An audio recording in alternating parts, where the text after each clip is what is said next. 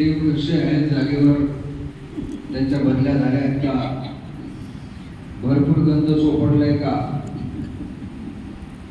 कसे दिसतात त्यावरून त्याचं अंतःकरण सुद्धा दिसलं. आता बऱ्याच ठिकाणी पहिल्यांदाच पूजा करावी लागते त्यामुळे छान ठेवतात.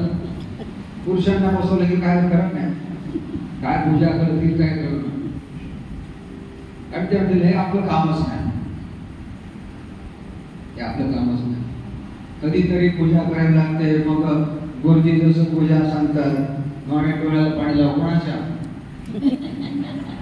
इथून सुरुवात होते. कधीतरी पूजा केली की असंच होतं, नेहमी पूजा केली की असं काही बोलवणारच नाही.